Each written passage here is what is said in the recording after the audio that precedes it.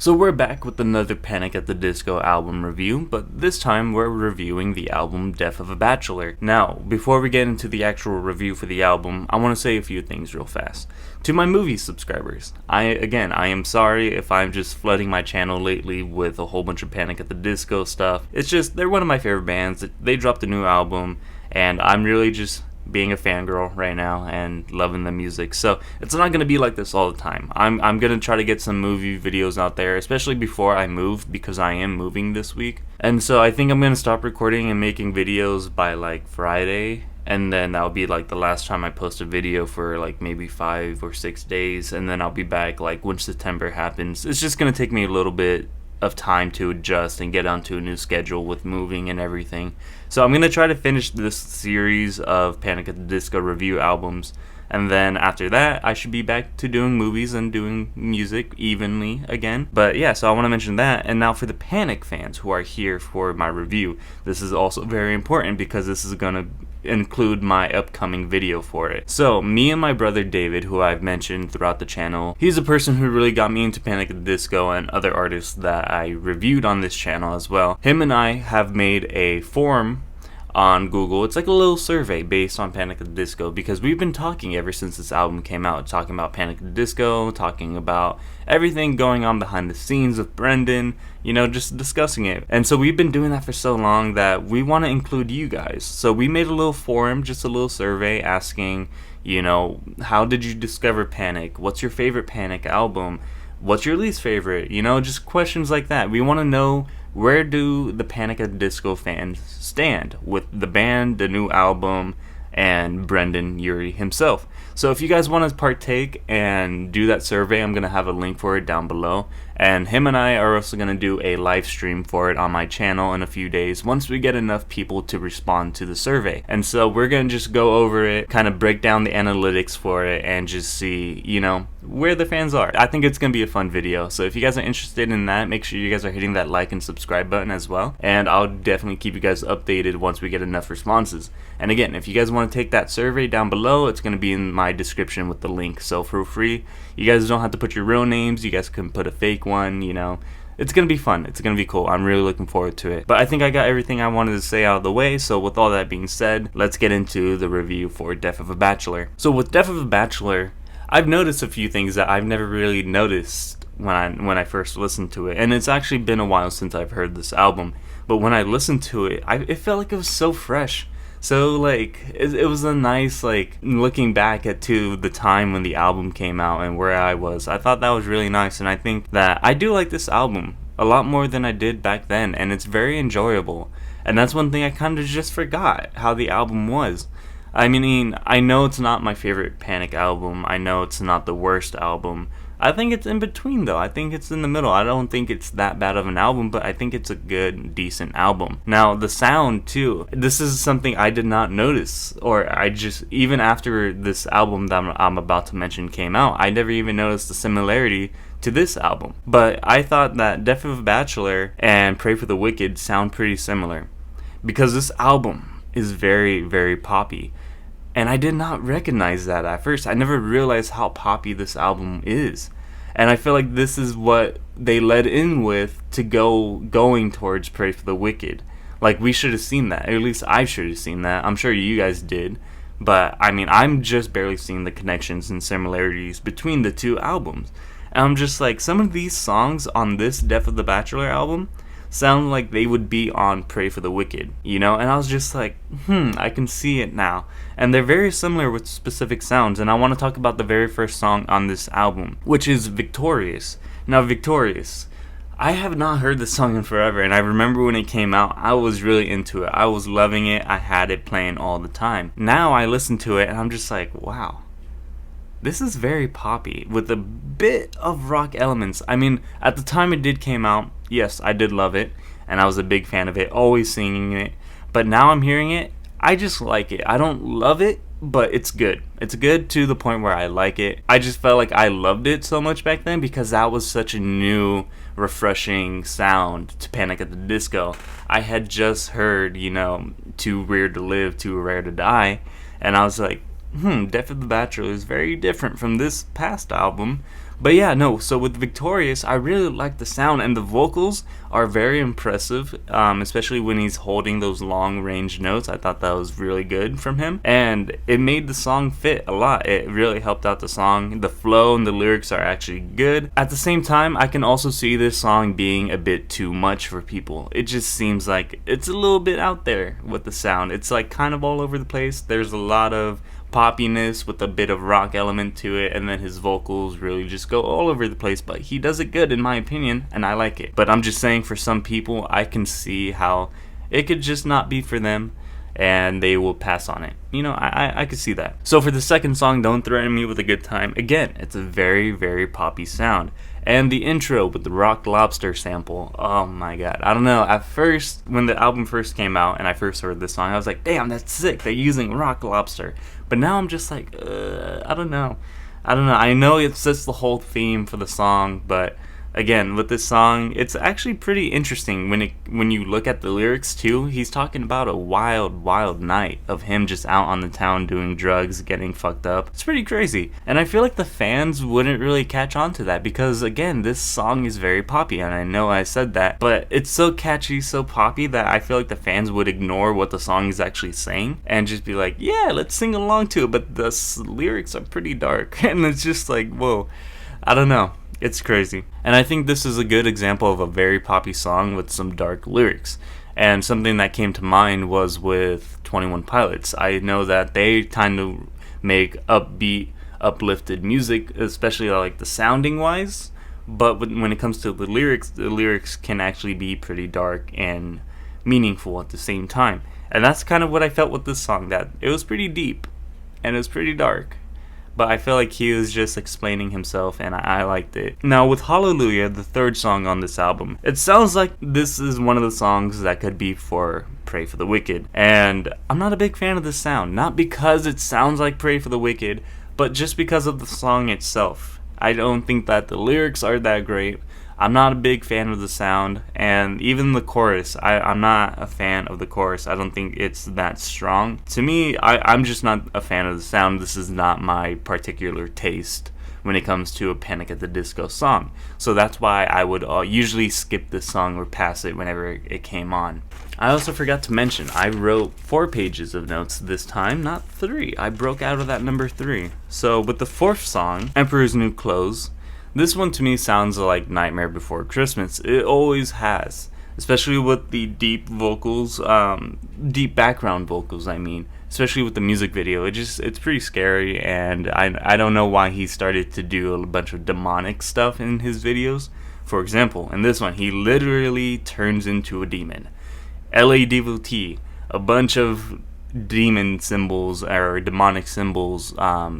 It's just, I don't know where he was going. It's just a weird it's just a weird concept in my opinion. But the sound to the song was awesome. I'm actually a really big fan of the song. I always have been since it came out, and it's one of my favorites off the entire album. The vocals and the lyrics are actually really good. I like them a lot, especially the vocals. I thought they were totally awesome, especially at the end when he hits that high note and holds it for a second or two. I thought that was awesome, and I don't know, I just love the song. I love the rock element into it, and I just love the creepy and eeriness behind it all. So with the fifth song, Death of a Bachelor. Now, this one has it's like his take on a Frank Sinatra song, or just him making a song similar to Frank Sinatra, and I think he does so well on it. This is one of my favorite songs off the album as well, and I think it just sounds very well, but it's also very poppy but smooth at the same time. His vocals, the way he wrote the song, I think it all makes it so good. And it's definitely one of the best off the album so far. And I love the Sinatra feel to it. I think he does it real good. And I think the horns with the song help it out a lot. Overall, I really do like the song a lot. Now, number 6, Crazy Equals Genius. Now, I'm not a fan of the chorus of the song.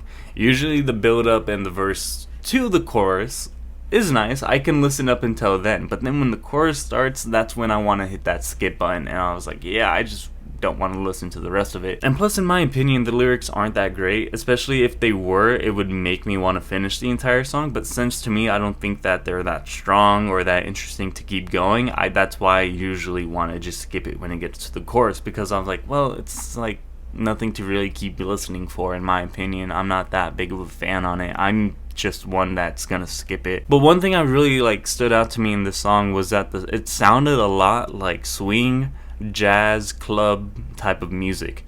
And it's funny, when I was listening to it right now, the one scene from the movie The Mask with Jim Carrey, where he meets, I don't know her character's name, but Cameron Diaz in the club, and he's all dancing with the yellow suit with the music. This song was playing in that scene for me, and it's just like, oh wow, that totally fits in that scene. That's the kind of music that I heard with this song. So the 7th song, LA Devotee. Now again, this song is very catchy, very kind of, get you going and makes you want to sing it. And it's kind of like, it has that upbeat sound to it. So with the lyrics though, it's dark. Again, it just feels like it's dark, talking about the dark magic on Mulholland Drive, talking about LA and how it has a dark side to it, which is very true. It's also scary at the same time, because LA to me is a very strange and kind of evil place. It just doesn't feel real to me. And I feel like he kind of exposes that with this song. It makes me question, how much is he a part of this too? Because that music video, again, like, I don't know why it had to go that scary or that deep with it, with the whole demonic symbols, kidnapping a child, strapping that child to a seat, making him watch something. It's like Brendan Urie with crazy ass hair, wearing a black suit, being all menacing looking, and just, I don't know, a whole bunch of symbols thrown in there, and I don't know why. Like, why did he go this way? And it just, I don't know, it doesn't fit with the tone of this album. And it's just, to me, it makes me question a lot of things. Like, yeah, I want to sing to it, but then I feel like uncomfortable singing to it because of the meaning behind it, and just, I know the music video. It's just very fishy in my opinion. I was like, I don't know why he did this. But again, it's not a bad song. I thought it sounded very nice. It's very poppy and catchy, and I like those things. Do you know, if a song can be very poppy and especially catchy, you will catch my attention for sure. But again, just everything else behind it makes me think about it when I listen to it, and it makes me feel off. But the song overall is not a bad song. It's pretty good. So now the 8th song on the album, Golden Days. Now the chorus in the song is really good, and I like how soft he makes his voice, and especially when he's singing the chorus. The verses to me though are alright. I'm just a really big fan of the chorus and the sound of the song more than I am everything else. And I also think that the vocals in the song are actually really good, and I really appreciate it too. And I like the mixture of the instruments when he's singing Golden Days, when he keeps repeating that. It just sounds like it all comes together and it all sounds really nice, and I like that a lot. But again, I'm just a really big fan of the chorus in the song. That's like my favorite part of the entire song. And number 9, the good, the bad, and the dirty. Again, sounds like this song would be on Pray for the Wicked, but I'm not a fan of the chorus of this song or the pre-chorus. I think those two are the weakest part of the songs, and they just don't appeal to me really. I do like the sound of the song. I just think that the lyrics are decent, but not a fan of the chorus, and the bridge in this song is actually pretty sick. And now with the 10th song on the album, House of Memories. Again, sounds very poppy. One thing I keep finding throughout the entire album is that this entire album is pretty much pop. I do like the sound. I did like this song a lot when it came out. I remember this was one of the songs I was listening to a lot. But right now, I felt like this would be a song that I wouldn't really listen to as much. This song also sounds like it was meant to be on the radio. It sounds like that was his intention, to try to get this song specifically to get the most streams, to get the most views, or just to be everywhere. Because then I did hear this song in a few car commercials, and it was used on sporting events. I know the NFL used this, but now in this time of day that we live in, this song is blowing up again on TikTok. A lot of people are using this sound. I don't have a TikTok, thank God, but a lot of people are supposedly using this sound, and it's getting popular again. Popular enough to make Brendan put it on the set list for the Viva Las Vengeance tour. He posted that on his Instagram lately, letting the fans know that this song will be a part of the Viva Las Vengeance tour. So I might go see that show with my brother David. And if he plays this, that would be pretty cool. I don't know, but I'm looking forward to everything else. I'm hoping he plays more of the older stuff from like Vices and Virtues, Pretty Odd, Fever You Can't Sweat Out. I think that would be pretty sick to see if he were able to do some of those songs live. But back to the album, back to the song House of Memories. It just sounds like it was meant for the radio. But I do wish the lyrics were a bit stronger, and I also thought that the horns in the song, especially like in the background, added a nice touch to the song overall. I don't know if I can really get past how mainstream it sounds. Like again, I was a big fan of this when it first came out, but right now I'm not feeling it as much. I would definitely have to give it a few more listens, but right now I don't know how much I really enjoy it. And then this brings me to the last song on the album, Impossible Year. Now, this is probably one of the best well-written songs Brendan has ever written, honestly, and it's probably one of the best songs on this album as well. I love the piano. It's such a standout to me, and as well as his vocals. His vocals, again, man, he just does it so good. I love this song.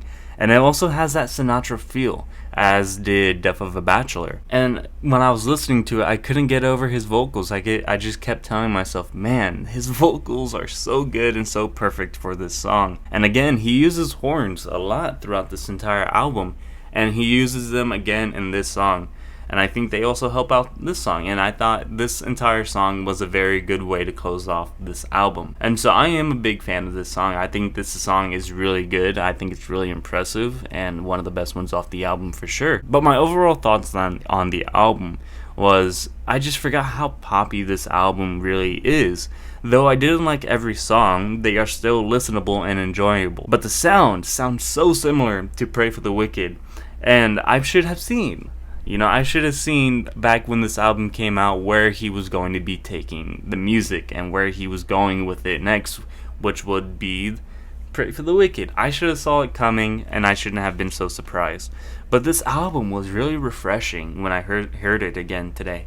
I was like, man, I have not heard this in so long, and it honestly makes me appreciate not only this album, but Viva Las Vengeance too, because it makes that album stand out a lot more to me. And I'm just like, wow, both of these albums are really good. It's just I like Viva Las Vengeance more. And Death of a Bachelor, I used to think that it was a little less than average of a Panic at the Disco album. But now I think that this is actually a pretty good album from Panic at the Disco. One that I'm definitely going to give a few more listens to, because it's been a while. I would say maybe like 2-3 years since I've heard this album front to back. And so I think I'm going to do that a little bit more. Because this album, again, wasn't as bad as I thought it was. It really surprised me, and I really like it. And I feel like I was 15, 14 years old again, listening to this album for the first time. Like my other album reviews, I'm going to be doing a song ranking. So starting from my least favorite to my favorite song on the album. So my least favorite at number 11 is going to be Crazy Equals Genius. And then number 10, it's going to be Hallelujah. Number 9, The Good, The Bad, and The Dirty. Number 8, Don't Threaten Me with a Good Time. Number 7, Golden Days. Number 6, House of Memories. Number 5, Victorious. Number 3, I just totally skipped a number. Number 4, LA Devotee. Number 3 would be Emperor's New Clothes. Number 2, Impossible Year. And number 1, the self-titled track, Death of a Bachelor. I think that is my favorite one off the entire album. I think it's the most well-sounding. I don't know. I think it's a really strong song, and it really stands out of the entire album for me, which is why it's my favorite. Now let's get into the album rating for Death of a Bachelor as well. I think this was a better album than Pray for the Wicked. I don't think it's that better of an album than Viva Las Vengeance. I'm working my way down towards the towards the oldest album. But anyways, the production and sound, so I'm going to give it a 3. And lyrically, I'm going to give it a 3. Now the influence and the impact, I'm going to give it a 2. Now for the casual listeners, I'm going to give this album a C. Now for the fans, I'm going to give this an A. Now this is for my rating. I'm going to give it a B-. I think that did it for my album review for Death of a Bachelor. Thank you guys for sticking all the way through. I know these album reviews have been pretty long and lengthy lately. So I appreciate it if you guys stick through all the way to the end. It means a lot to me, and I greatly appreciate it. I really do. And also, keep in mind, if you guys want to fill out that survey, the link for it is in the description down below. It would be really awesome to get as many people as possible to fill it out, because I want to break down the analytics. I want to see, what the stats are, and I'm really looking forward to breaking that all down with my brother and with you guys on a live stream. So we want to get about 30 responses at least. Once we do that, then we'll start breaking it down and doing a video for it. We might do it this week or next week. Again, I'll keep you guys updated on that, but look forward to that. I'm excited to do that, and I hope you guys are as well. Make sure you guys have that subscribe button hit and also that like button as well. So I think that's going to do it for my review today. Thank you guys for tuning in again. It means a lot to me. My name's TMTRD. I hope you guys have a good day today. Stay safe, spread the love, and I'll catch you guys in the next video. Peace.